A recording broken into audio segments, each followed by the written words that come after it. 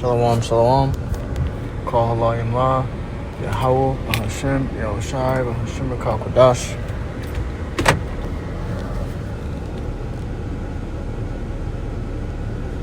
Double honors to the elders and apostles, great millstone and teaching will well. Peace and salutations be to all for elect. Brother Tazwa, I'm coming at you from the prophets in Babylon, camp here in Tampa, Florida.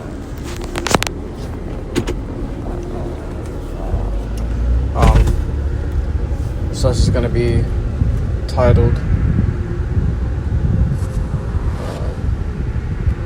somewhere along the lines of the elect lady or woman adorning themselves. Okay, so we'll get right into it. Basically how what the scriptures have to say for you women that do follow the scriptures to the best of your ability, whether you have a husband in the truth or not, or you're just a woman that's without a husband, but you still follow and believe in the doctrine of Great Millstone, which is the true doctrine, the unspotted doctrine, the truth in all sincerity. All right. You may be wondering what the Lord has in store for you, or what the scriptures has to say for you.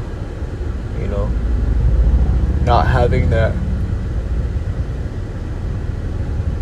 head, that husband to comfort you.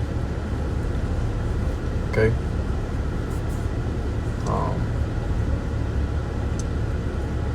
Which majority of you women usually have someone that you're related to. Maybe it's a brother or a cousin or son, dad or uncle that may be in the truth and is teaching you or instructing you on what to do. Okay, so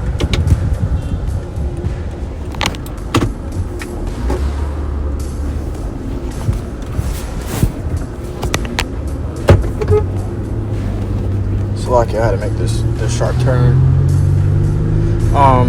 Right, so let's go ahead and get into it. In the book of, we'll start in the book of 1 Timothy.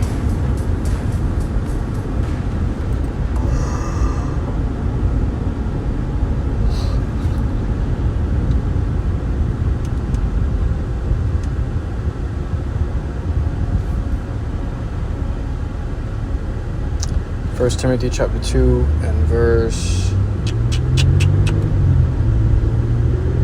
9.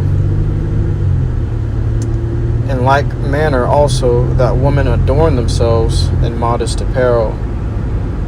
Okay, so let's go to grab the definition of adorn. And this is in transit, so Salakia if it takes time to grab scriptures. Adorn, it says make more beautiful or attractive. It's probably not the definition that we're looking for.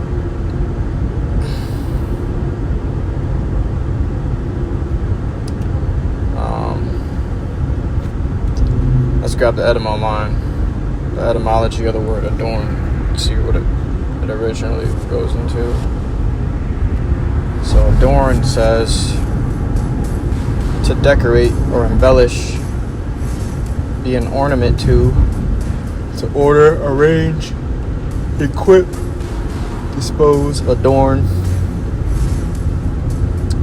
provide, furnish. Okay, to fit out, adorn, furnish, prepare. Okay, pretty much goes into dressing, the way you dress yourself, right? So let's get back into the scripture. 1 Timothy 2 and 9. In like manner also that women adorn themselves in modest apparel with shamefacedness and sobriety, or sobriety, however you want to announce it. But let's grab the definition of shamefaced. Feeling or expressing shame or embarrassment. if you watch anime, you'll see some of the women there, or majority of the women there in anime, they adorn themselves with shame, like they have a shame-faced about them. Pretty much they don't boast of themselves, or they don't highly esteem themselves. Shame-faced, it says modest, in the sense modest or shy. Okay. Feeling or expressing shame or embarrassment, ashamed, guilt-ridden, remorseful, sorry, contrite, apologetic. Red-faced. Red-faced is another way of saying like nervous. When a woman's nervous or shy, she is reserved. She's not out and about with fucking no shoes on, walking around like a harlot. She ain't wearing all these flamboyant clothing, all these appealing clothing to attract the eye of men, to attract the attention of men. She's more so kind of hidden, you know, which in a sense is true beauty. It says shamefacedness is the ability for one's face to show shame. Someone who can be bothered by things inappropriate.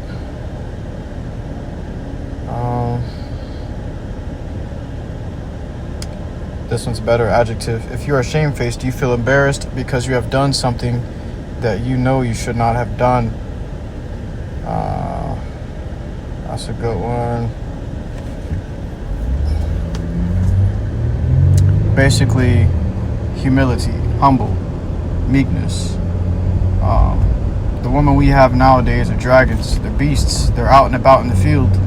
They want all the attention in the world, and they show all the goodies before a man even know their name.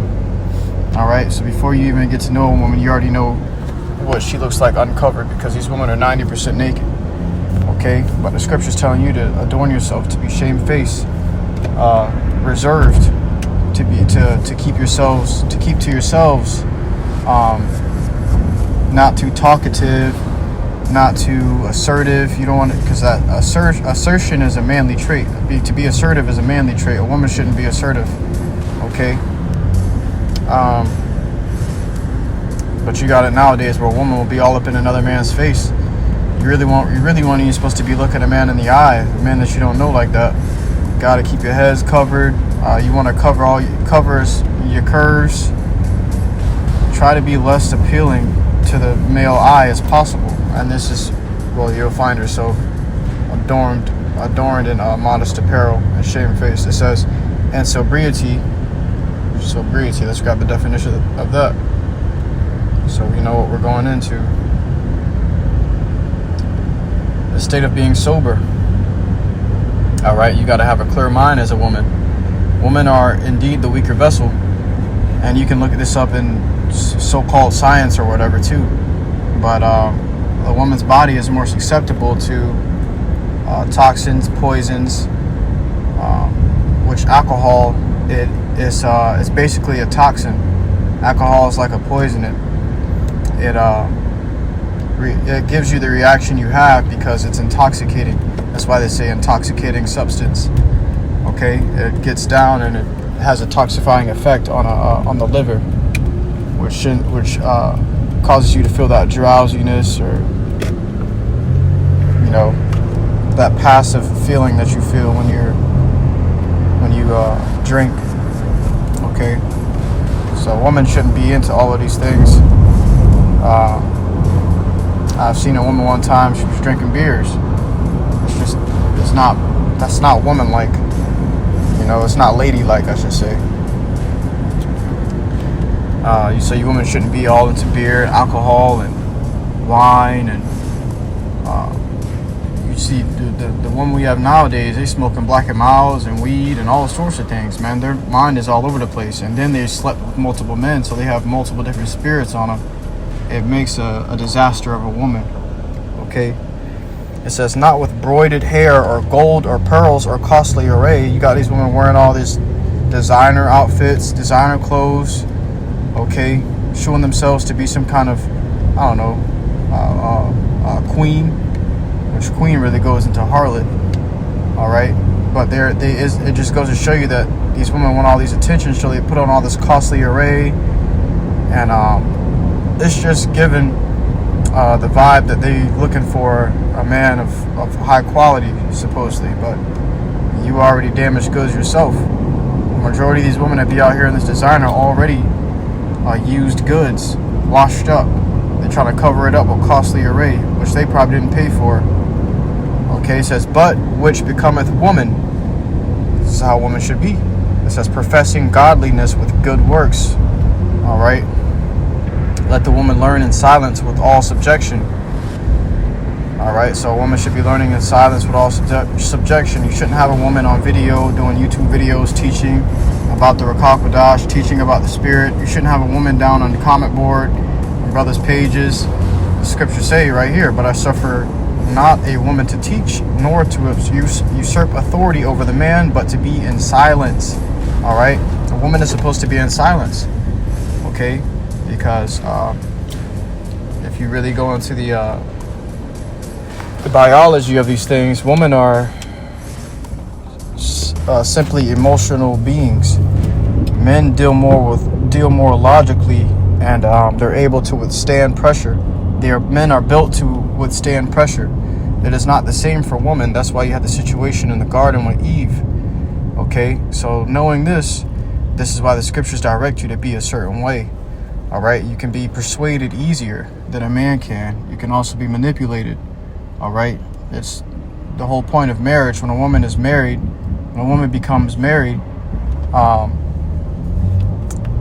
it basically means she has submitted to a man. The man comes to know a woman. When the scriptures say, and he came to know her, it means they married, and that man pretty much subdued that woman. So that woman's mind, her walls are broken down. When a man goes into a woman, her walls, mental barriers are broken down, and that man, it becomes a part of her, or she becomes a part of that man. Salakia. So her mind is now fixated on this man, and he can maneuver in and out of her mind whithersoever he will. Okay, because he has known her. He's come to know her already. He's been inside of her, and he has changed her genetic structure. A man is when a man goes into a woman, he begins to imprint on her. So this is done because a woman is meant to be a man's helpmate, or his other half, like his rib, right? So when a man goes into a woman, her body changes. It actually changes physically and genetically. She begins to act more like that man, say the things he do, and to agree more with what that man thinks or does.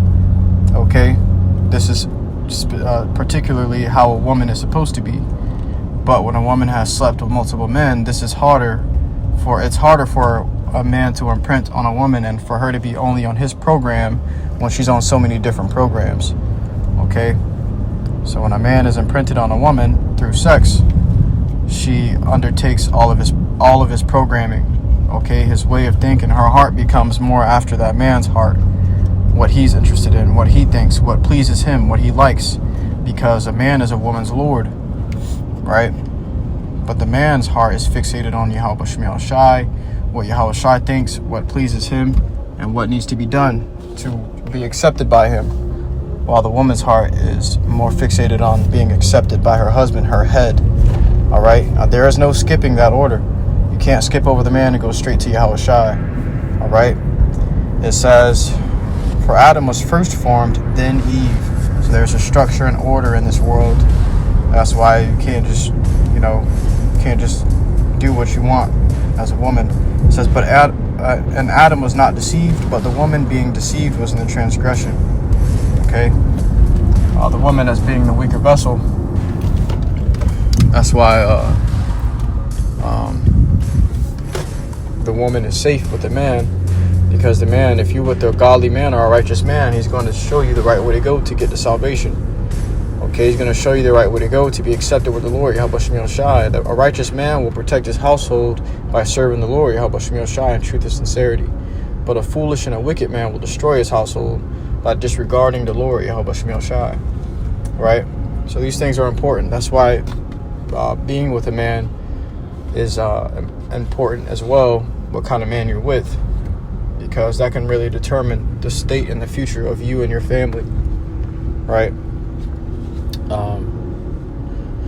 Regardless of this, that don't mean you can go and pick and choose what kind of man you want, go on dating sites. And no, Babylon has promoted such behavior, and this behavior is for harlots, okay? But if you are a single woman and you don't have a husband quite yet, then it is your duty and your best hopes to just wait for one.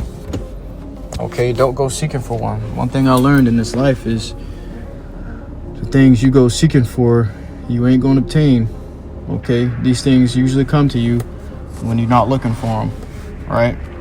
And when you focus on the Lord, YAHAWASHI, doing what you got to do to please Him, He's going to send you the things that you had need for, you had you felt that would be better for you, or you really wanted. Just like the scriptures say, your heart's desires. The Lord will give you your heart's desires if you focus on Him. And how do you, woman, focus on the Lord? There's a few scriptures. Let's grab it. She continue.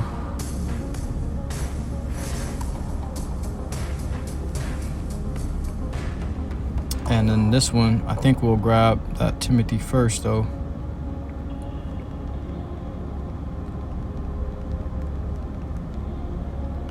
Because a woman may be wondering, how can she be of use in this ministry, in the truth? Okay.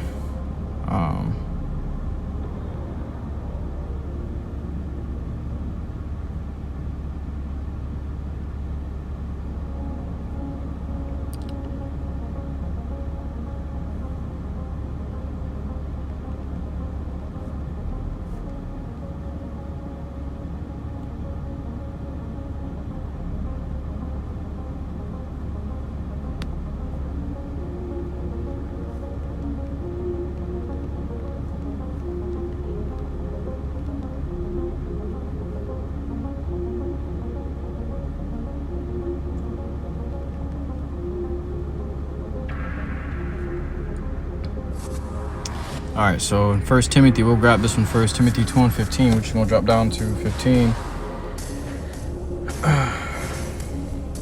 Just a few verses down. It says, notwithstanding, she shall be saved in childbearing if they continue in faith and charity and holiness with sobriety. Okay, so if you continue in that faith and holiness with sobriety, okay, you're going to be saved through childbearing. And that don't mean you just going to have if you're a single woman, you don't have a husband in the Lord, you're not going to, a baby just going to pop up in your stomach. No, the Lord's going to put you into a situation where you're going to come to a man of the Lord. Okay, the times are upon us where we're in Jacob's trouble. Okay, and it may not be a man for a husband. Some sisters may be retired from that kind of life. Okay, but you may come to a man of the Lord that may be you're a relative. Okay, your dad, whatever it may be. Okay, just continue doing the work and service of the Lord. If you really want a man of the Lord, pray for that. And continue in faith, like it says right here, continue in faith and charity and holiness with sobriety, doing the works of a godly woman, and the Lord will appeal your rewards to you. Okay, He'll give you the desires of your heart. All right, it says, but this will happen only if you continue in faith, charity, and sobriety, as a holy woman should. You have to play the role of a holy woman. And then this one here in 1 Ezra chapter 4 and verse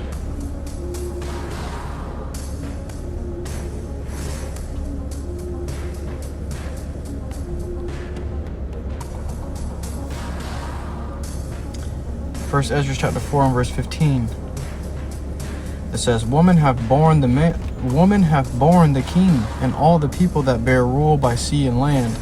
This is highlighting the importance of a woman. All right, so that you women don't feel like you're useless in this work or in this ministry or truth. You're not useless. You're very useful in the world and in the truth. Okay, it says, even of them came they, meaning even of a woman came kings. You know, it says, and they nourished them up that planted the vineyards from whence the wine cometh, these also make garments for men. These bring glory unto men, and without woman cannot men be. Okay, a woman makes a man shine. A good woman, that is. She gonna make sure that man is taken care of, well fed, making garments. Okay.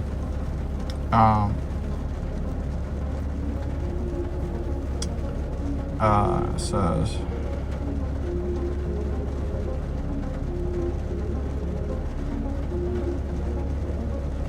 yeah, that's it on that, really. But if you looking for something to do in the ministry, you can make garments. Okay, I believe in, hold on, if I can find it.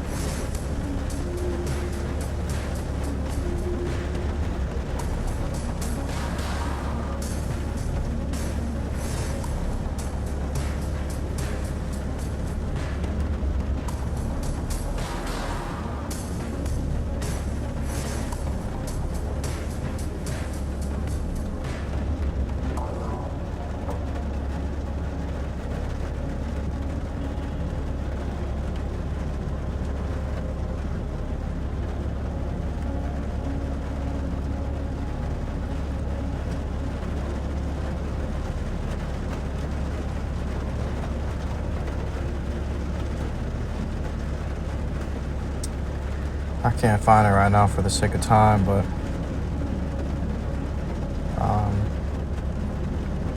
for the sake of time, roughly paraphrasing, the scripture went into how women also baked cakes and made sweets, unleavened bread, and things of that nature. You know, emphasizing your role in the household. Okay, which is very, very helpful. So if you women looking for things that you can do in the ministry, you can make garments for men. There are men that need garments. Okay. Bake cakes. Come time Passover. If you know men that are in the that are keeping the Passover, you can make unleavened cakes. Okay. These are acts of charity. Right. And then doing these things will get you favor in the sight of the Lord, YAHAWASHI, and he'll see, will send a man to keep this woman safe. Okay, send a righteous man to keep this woman safe. But this dating culture here in Babylon today is, and in the world today, is absolutely corrupted. All right, it'll lead women to destruction and their children as well. All right, because these women they're in a situation or in a tradition now, or in a state of the world now, where women can choose who they want to settle down with and when they want to settle down.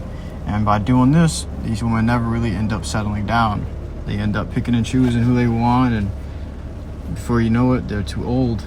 They become too old, and there's no one there, and there's no one to look around for, and because men ain't going to desire an older woman. That's why it's important for you woman, as you younger woman, to get it now while it's still,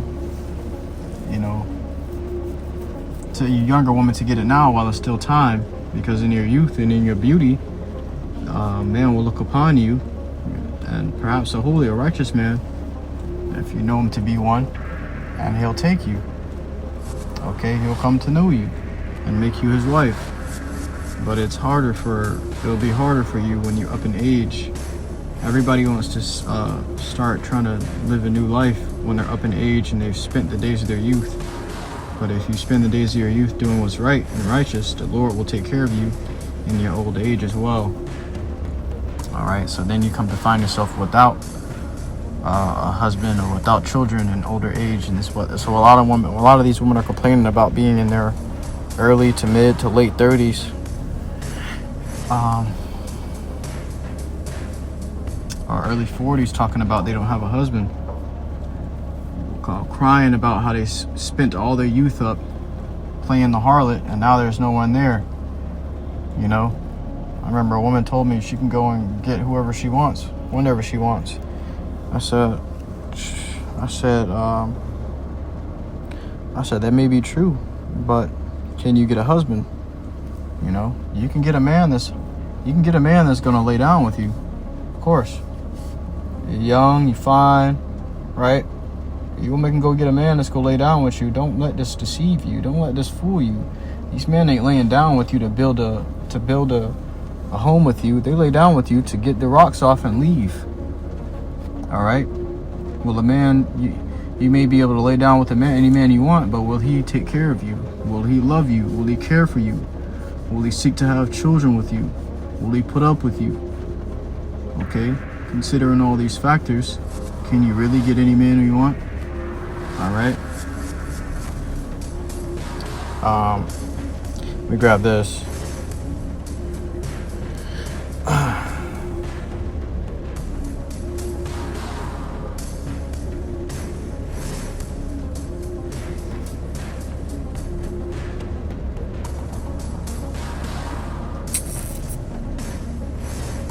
The book of Proverbs, chapter 31 and verse 30. Favor is deceitful and beauty is vain. So beauty is for nothing. It says, but a woman that feareth the Lord, YAHAWASHI, she shall be praised. Give her of the fruit of her hands, and let her own works praise her in the gates. So it is possible for you women to put in works as well. Okay? You can also do things for the ministry. Like I said before, make garments, make unleavened cakes, do works of charity, help in any area that you can.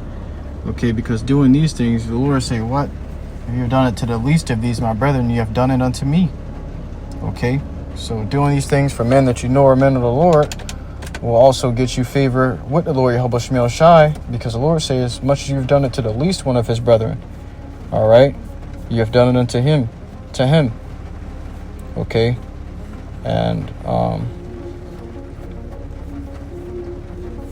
that's what's really important for you women that are seeking to be accepted, to be saved for salvation, is to just do your part.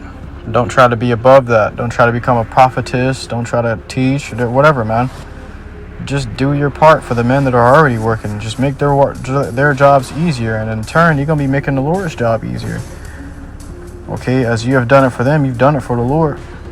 Okay, continue in prayer. Continue with your head covering. Continue in these works. Okay, you don't need to be wearing costly jewelry. You don't got to be wearing jewelry, all these nice hairstyles and these nice outfits. These things make you stand out and appeal to other men.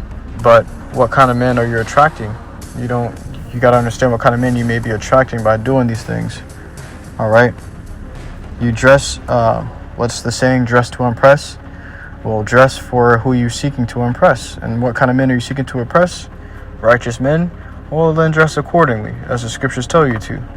But if you're seeking to impress a nigga, then you're going to wear the things that the scriptures told you not to wear. And that's who you're going to attract. And then these men are going to use and abuse you and then go about their way as if they never came in the first place. Okay? But then here it is, you stuck with children on your own. And that's not what you want. Right? So, do the things of a righteous woman, and the Lord will give you a righteous reward. As a matter of fact, if I can grab the scripture too, I might close out with this one.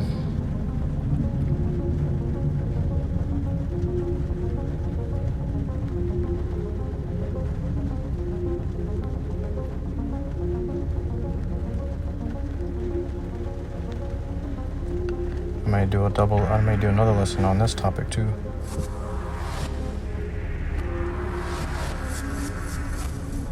Mark chapter 11 verse 24. That's not the one I'm looking for, but this is a good one too. It says, Mark 11:24. Therefore I say unto you, what things soever ye desire, when ye pray, believe that you receive them, and you shall have them. Right? So let's see if we can grab that in the NLT.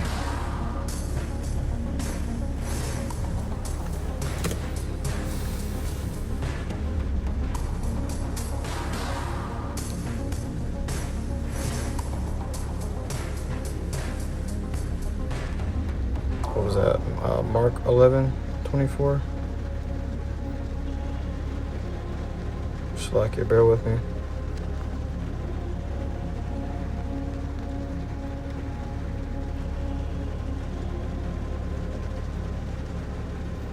Mark 11:24 in the NLT. I tell you, you can pray for anything, and if you believe that you've received it, it will be yours. Okay, so it's all about belief, hope, prayer, faith. Okay, and then this is the other one I wanted to grab.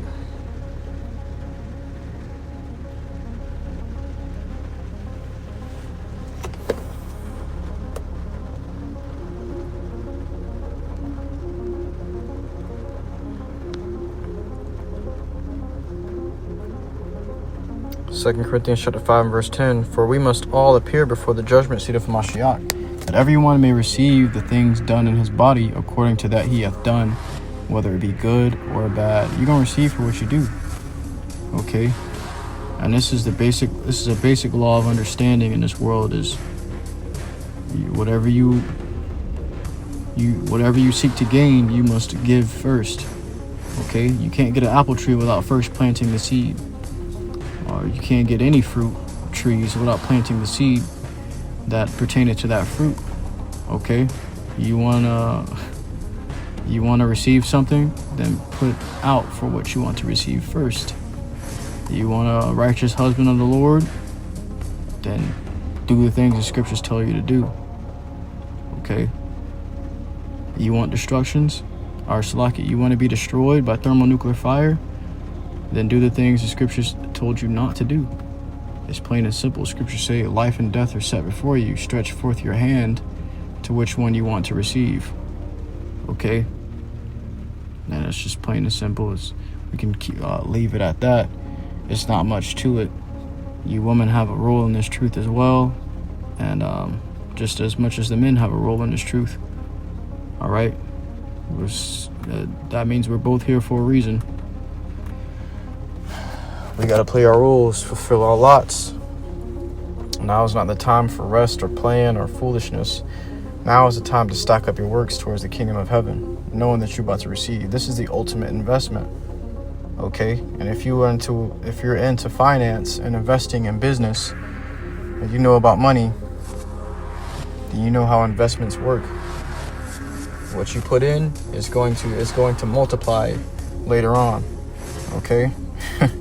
So what you're putting in now is going to multiply later on. The scriptures say, he that soweth sparingly shall reap sparingly. That just means if you put out a little bit, you're going to receive a little bit. But you put out a lot, you're going to receive a lot. And it's going to be multiplied. All right? But I wanted to grab this one too, which I came across. In Matthew chapter, what was it? 13 and verse 12. Let's grab that real quick. We'll close out with that. Let me see if I can grab a different version too. In Matthew chapter 13 and verse 11. We'll start at verse 11 in the NLT. He replied, You are permitted to understand the secrets of the kingdom of heaven, but others are not. Whew. We've been given permission to understand the secrets of the kingdom of heaven, of YAHAWASHI. Okay? That means we've been granted access. You know how special that is? Okay, not only for the men, but for you women also. You following after the true doctrine, the unspotted doctrine, the holy doctrine of YAHAWASHI, which is passed down through GMS, then you have been permitted access to understand those secrets, man. Okay? That means you are listening to holy conversations. Whether you can perceive it or not, you're in the midst of holy conversations that are eternal. When brothers are teaching, okay, that this true doctrine and talking about the true doctrine, and you may be in the midst, or you may be around and you listening, or you may be tuning in to the lessons. You are hearing words that will never die. You are hearing things that are being talked about that will exist forever. It says, to those who listen to my teaching, more understanding will be given, and they will have an abundance of knowledge. But for those who are not listening, even what little understanding they have will be taken away from them. If you don't want to listen, the little things that you do have are going to be taken. Okay? That the little understanding that you do have going to be taken away from you. All right? So, and actions speak louder than words. The Lord can tell you listening by the way you live your life, not by what you say. Because you can sit there and say all sorts of things all day long. Even the scriptures say it. These people honor me with their mouth, but their hearts are far from me. Yeah, you can talk good about the Lord all day long, but it's what you do behind closed doors when nobody's watching that the Lord is paying attention to. It's what you do in the counsel of your heart, the things you're thinking about.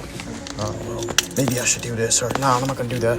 And the reason you're doing these things for, the Lord sees it all. Okay? So be cautious and courteous of these things and understand that the Lord is always watching. All right? And that's how you receive for the work of your hands. It's not by